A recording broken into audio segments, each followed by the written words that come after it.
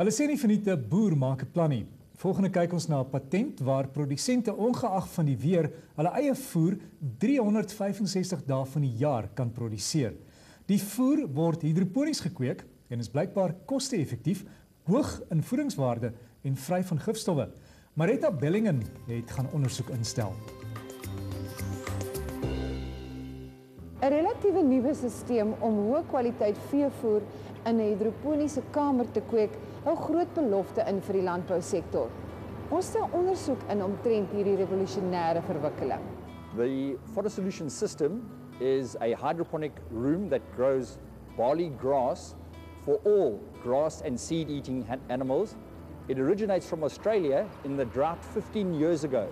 Two farmers, to save their farms from the drought, started developing hydroponic feed for their animals. The system will allow the subsistence farmers to develop small pieces of land into commercially viable operations.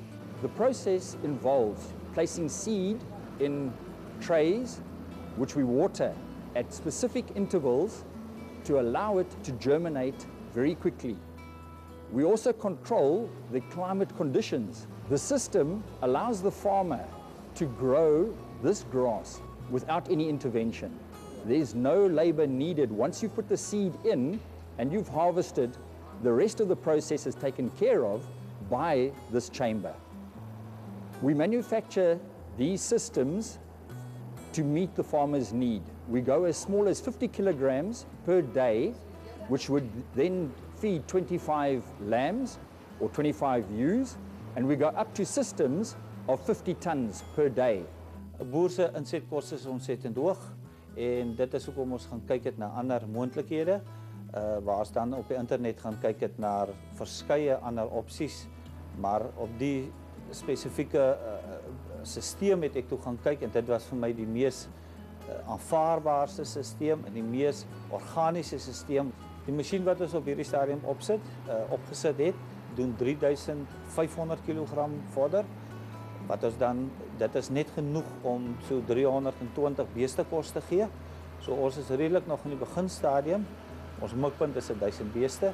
So daar's nog baie tyd vir verbetering.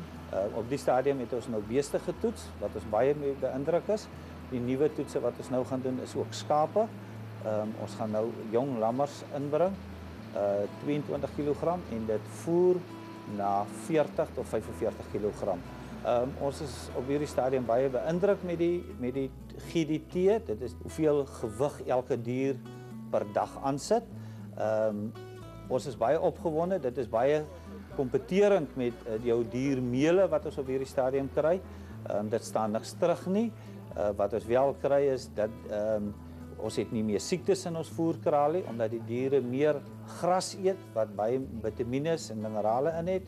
Ons is baie opgewonde oor die vleis. Met die nuutste toetse wat ons uitgekry het, het die ouens, het die mense die vleis laat ontleed en hulle het geen groeisisteme, groeimiddels binne in die vleis gekry nie, want dit is organiese groenvoer wat ons gee en die mense wat lief is vir organiese vleis, dink ons net dat dit die toekoms is, want dit is die enigste manier hoe ons diere kan voer met groenvoer op hierdie stadium. It makes the system very sustainable with the little use of electricity and water that the systems use. The amount of electricity that these systems use is a fraction of what you would use on a center pivot to irrigate a field. The amount of water that we use is a fraction of the water that you would use to get the same yield out of a piece of land.